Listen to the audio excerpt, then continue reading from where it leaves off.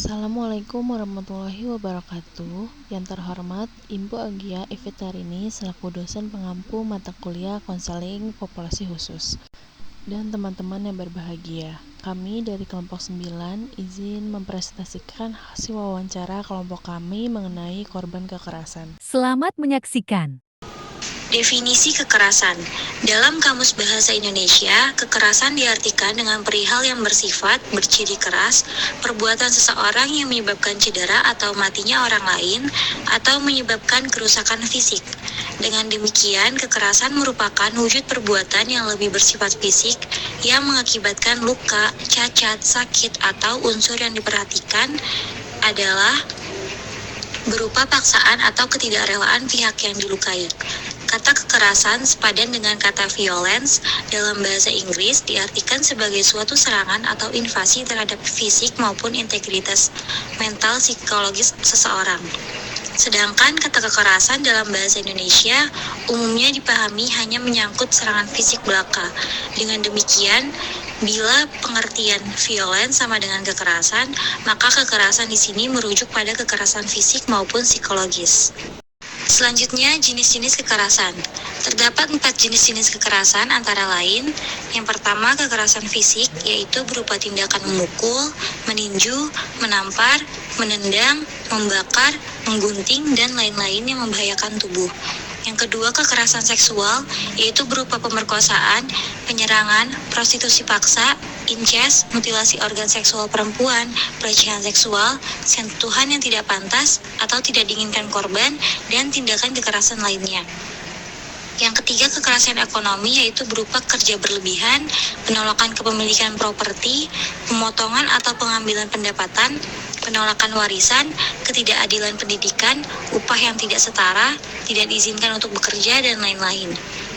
Dan yang keempat, kekerasan emosional atau psikologis, yaitu berupa pelecehan verbal, ancaman, penghinaan, kontrol, kritik yang terus-menerus, intimidasi, penghinaan yang bersifat melecehkan perempuan secara emosional.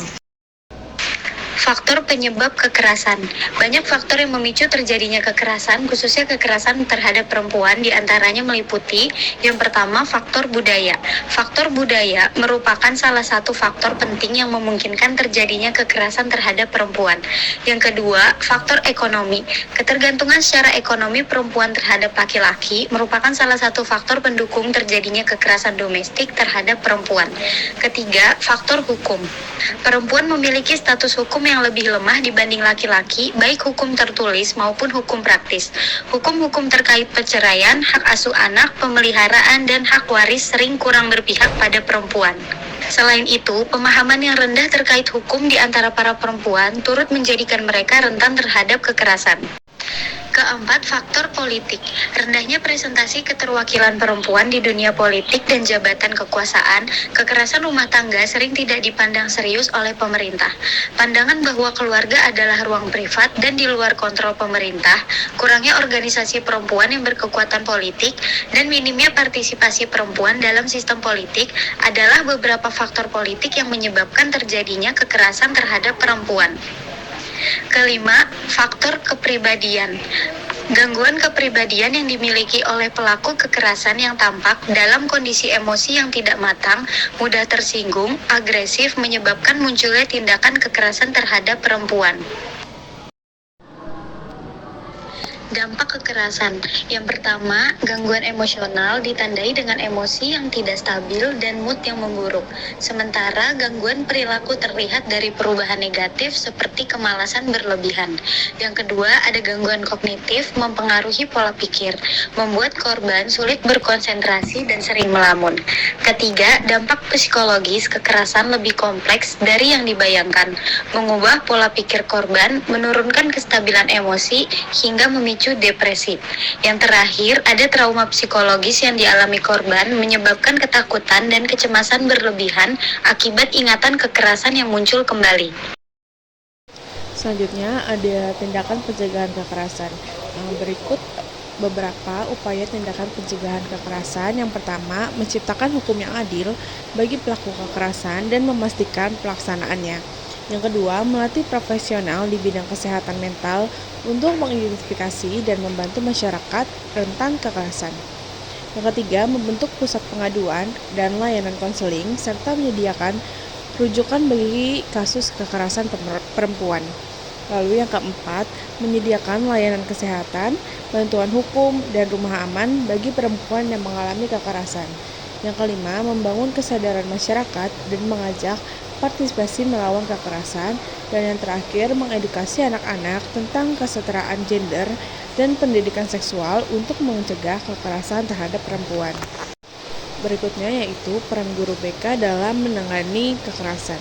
Menurut Zaminatul Zahra, tahun 2023, peran guru BK dalam menangani kekerasan seksual yang pertama, berupaya membantu konseli mencapai tujuannya, mengatasi kekurangan konseli, kesulitan pengembangan konseli, dan mengambil keputusan untuk perubahan konseli di masa depan. Yang kedua, diharapkan mempunyai keahlian dalam konseling yang melibatkan pihak-pihak seperti orang tua, guru, dan kerabat dekat konseli yang mempengaruhi kehidupan konseli. Yang ketiga, berupaya memperkuat lingkungan konseli menjadi lebih baik dan konseli dapat diterima di lingkungan tersebut. Yang keempat, konselor sebagai agen pencegahan primer. Lalu yang terakhir, konselor berusaha mencegah atau menghambat perkembangan konseli yang salah. Layanan yang tepat untuk mengatasi kasus kekerasan. Konseling individu dapat diberikan oleh konselor kepada korban melalui beberapa langkah sebagai berikut. Yang pertama, sebagai pendamping harus berusaha membangun hubungan yang baik dengan korban supaya korban dapat terbuka terhadap semua permasalahannya. Yang kedua, berusaha mengklarifikasi masalah korban dengan pertanyaan-pertanyaan sehingga pembahasan lebih fokus. Yang ketiga, konselor berusaha mencari titik temu permasalahan dan menentukan keputusan apa yang akan diambil oleh korban. Dari semua proses yang dilalui saat konseling, tujuan yang diharapkan yaitu yang pertama, korban bisa sadar apa yang telah dialaminya bahwa tidak dibenarkan. Yang kedua, pemberian informasi apa saja hak-hak korban yang bisa didapatkan. Yang ketiga, korban dapat menentukan langkah apa yang akan diambil dengan paham resikonya agar tidak ada penyesalan.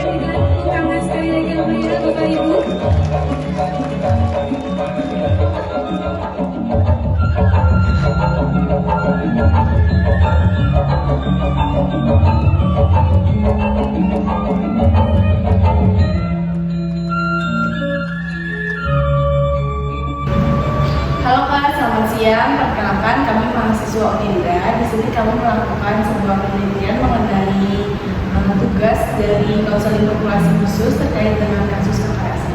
Sekiranya apakah Kakak bersedia? Bersedia. Baik Kak, sebelumnya kami mohon maaf kalau misalnya nanti ada kalimat kami yang kurang mengenakan atau membuat Kakak tersinggung. Kami mohon maaf sebelumnya ya Kak ya. Iya, kalau kita bisa langsung mulai aja mungkin dari pertanyaannya. Boleh, langsung aja. Untuk Kakak sendiri, gimana sih awal mulanya Kakak mengalami kekerasan ini? Awal mulanya itu aku ini terjadi sama mantan aku ya. Awal mulanya itu aku pacaran dari SMP kelas 9 sampai semester 7 kuliah kemarin. Nah, di situ itu aku pacaran 7 tahun. Tahun pertama dan tahun kedua itu aku pacaran masih aman-aman aja. Karena dia tuh orangnya kayak pendiam gitu, gak macam-macam gitu. Makanya aku suka. Nah, di tahun ketiga dan berikutnya, dari situ mulai ada toxic gitu. Awalnya dimulai dari dia posesif. Dari situ karena aku kan keluarga aku tuh broken home sebelum mama meninggal. Nah, aku tuh gak akur sama mama karena aku tinggal sama mama. Akhirnya aku memutuskan untuk ngekos. Ngekos di dekat rumah dia. Nah, kenapa di dekat rumah dia? Karena aku kayak butuh orang yang bisa ngejagain aku gitu, dan cari tempat yang nyaman lah gitu. Tapi ternyata enggak. Dari situ aku ngekos di kelas 3 SMK. Ngekos, pas ngekos itu dia tuh setiap hari selalu ke kosan aku. Tapi itu kosan cewek ya. Cuma emang cowok boleh masuk. Sampai aku tuh selalu dipukul sama bapak kos. Karena cowok aku main terus gitu. Sampai aku tuh bohong ke bapak kos kalau dia tuh sadar aku. Ya, gitu kan. Nah itu tuh aku dengar dia jangan main terus kesini setiap hari, nggak enak sama kakak kos sama ibu kos, tapi dia tetap main terus setiap hari gitu. Sampai akhirnya ada lagi nih yang macam aku, cuma cowok. Aku tuh nggak kayak gimana ya, nggak bisa bohong. Aku tuh lupa manusianya, karena aku males kerja. Saya ketahuan di situ berebutan handphone kayak biasa lah kalau cowok cewek berantem berebutan handphone aku tuh aku pegang, tapi dia jangan sampai dapat. Nggak dapat, dari situ dia kasar di situ mulainya, kayak dia mendorong aku ke kasur, mendorong kepala, didorong benar-benar didorong, terus tangan aku diinjak dua-duanya. Kan aku udah tiduran tuh, diinjak, terus benar-benar aku udah ditonjok sampai handphonenya dapat.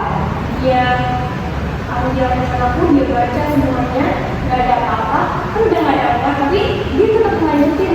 Aku didorong, diinjek, dijambak itu sama dia kayak gitu. Tapi aku masih ngerasa kayak sayang sama dia, karena di sana itu aku nggak ada cerita, kayak nggak ada temen pun ada temen gitu di SMK gitu kan. Cuma kan aku nggak bisa cerita sepenuhnya ke dia, karena aku juga takut gitu kan. Jadi dari situ itu kejadian kekasaran pertama. Terus dari situ seterusnya hampir setiap hari aku kayak gitu. Tapi pas di rumah aku kira dia pengen aku kayak aku minta maaf ya, enggak, dia langsung di depan rumah di teras dia ngekek aku, dorong aku sampai aku tuh kepala aku itu sempat bocor. Ya udah, kayak dari situ pas kuliah gue pindah kan, gue ikut bokap gue, dan gue LDR dong sama dia. Tapi dia selalu main kakak gue kalau bokap gue kerja. Nah terus pas dari situ pas di akad gue, dia tuh udah agak sempet renggang sama gue, jadi gue masih bisa punya privasi. Nah terus di situ gue chatan sama cowok, sama chatan cowok, cuma gue chatan tuh karena gue emang pengen lepas nih cowok. Nah gue chatan tuh kayak asik-asikan doang, pengen nongkrong. Gue dari gue lupa hapus lagi, soalnya gue malas banget hapus nih chatan itu. Terus saat itu ketahuan lagi. Nah di situ gue hampir ngomong dulu sama dia, bener-bener ketahuan. Gue langsung ditonjokin. Terus gue sampai sempat nge-MTN ke teman-teman yang gue di kampus. Terus ada dia, guys gue minta tolong gitu kan. Tapi temen gue tuh kan gak ada yang tahu gue dimana ya. Terus ya udah, akhirnya gue udah pasrah, dia udah bawa pisau. Gue udah mau dibunuh.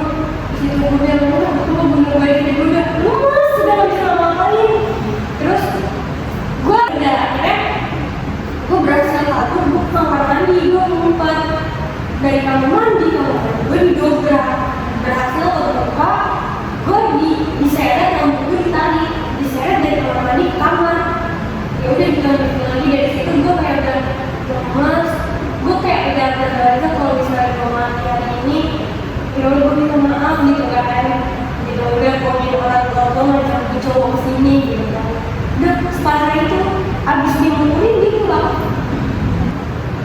Besoknya lagi tuh cowok kapan kemarin gue lagi, tapi gak gue bukain pintu, bener-bener duduk sampai kan apartemen gue tuh di samping pintu masuk itu ada pompa air, jadi bisa dinyalain, bisa dimatiin. Dia matiin biar gue gak mandi. Kalau dia gak bisa mandi, udah lagi hai kan, risih, dia gak pergi dari situ. Udah kayak rektor-rektor, ada security. Kalau ada security, gue tuh masih rinduin dia gitu loh. Kalau ada security dia bokap gue, rumit masalahnya. Gue tuh males yang kayak gitu kan. Terus dari situ akhirnya gue cowok ngechat kakak gue, kak main ya, gue bukain dong gitu kan. Terus gue cerita ke kakak gue mau bukain, gue takut Putra gak tau kenapa marah-marah gitu kan. Terus kakak gue bilang, kamu pulang dari situ, ngapain kamu nyamperin aku? Kak ini si pasti ada di sini, aku ada masalah mau diselesain. Tetep kakak aku tuh gak mau bukain, aku juga gak mau bukain. Aku sampai di situ di titik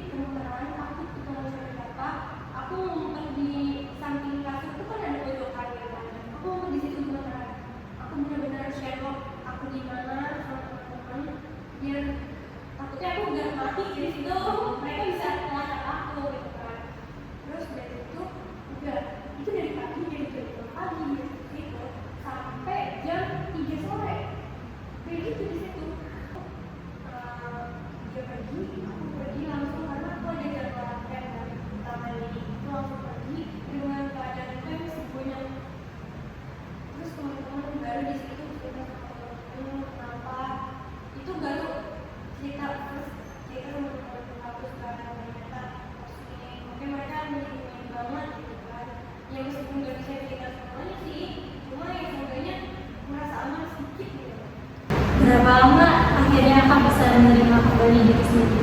Sebenarnya sampai hari ini pun belum bisa menerima ya, masih ngerasa bego, masih ngerasa aduh kenapa bisa ngerasain hal seperti itu gitu kan.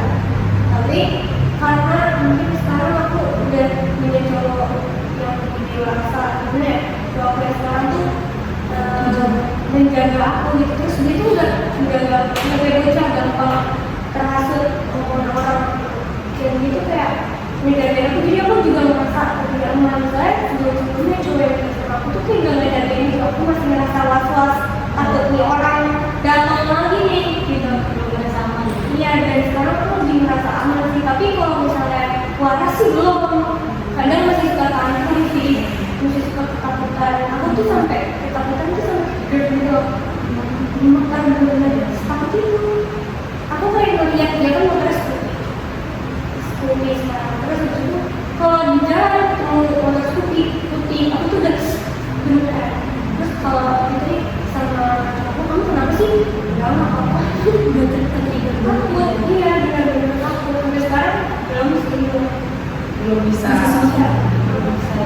karena dia masih ada di sekitar aku, gangguin meskipun semua kontaknya udah aku blok, dia nggak berhasil bicara dan gangguin.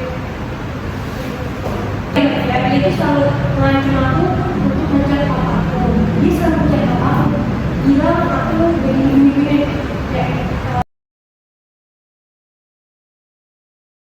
Tapi papa aku tuh gak pernah apa ya, merespon kalau mama gak dikenal gitu. Dia gitu kayak anaknya tiba-tiba ngapain gitu kan. Nah itu selalu kayak gitu, tapi ya udah kayaknya dia sampai kemarin pun aku sebenarnya mau pulang ya, karena aku masih pengen hubungan baik aja gitu loh. Mau gimana pun bisa aku lagi jauh-jauhnya dia tuh ada gitu aku. Tapi kayaknya nggak bisa, dia malah merusak keseruannya, merusak mental aku gitu. Terus sampai aku tuh ngejalanin terapi. Jadi ada mahasiswa itu dia tuh meneliti tentang PTSD. Nah, PTSD ini dibicarakan teman-temannya dengan tari terapi. Aku tuh sampai ikut tari terapi, karena kalau misalnya aku sebenarnya aku kalau ke sekolah langsung jadi dikasih obat, aku tuh nggak terlalu tahu gimana caranya gitu kan. Makanya aku ikut dan itu tuh lumayan bikin aku kayak jangan sedikit, karena ya udah itu karena nari passion aku juga gitu. Masalah yang dialami oleh klien yaitu mengalami kekerasan baik secara fisik maupun verbal dari mantan pacarnya. Klien ini menjalani hubungan dari SMP hingga kuliah semester 5. Namun, sampai saat ini klien pun masih mendapatkan kekerasan verbal dari mantan pacarnya ini. Kejadian ini berlangsung saat tahun ketiga klien menjalin hubungan sehingga mendapatkan kekerasan yang dilakukan oleh mantan pacarnya ini. Kekerasan yang dilakukan oleh pelaku ini termasuk pemukulan, kayak tangannya diinjak, terus dijedotin kepalanya ke kaca hingga bocor, pemukulan dan lain sebagainya. Lalu ada ancaman verbal seperti memaki klien, lalu juga menjelek-jelekan korban di sosial media, lalu juga ada ancaman penyebaran foto, lalu juga ada tindakan percobaan pembunuhan. Jadi waktu itu saat mereka berantem di rumahnya korban, si pelakunya ini membawakan pisau gitu. Dia ngambil pisau dari dapur sehingga si kliennya juga ketakutan dan langsung kabur ke kamar mandi untuk menyelamatkan dirinya. Selanjutnya, kekurangan dan kelebihan klien. Untuk kekurangannya, klien tidak menindaklanjuti kasus ke pihak yang berwajib. Yang kedua, klien selalu memaafkan kesalahan pelaku.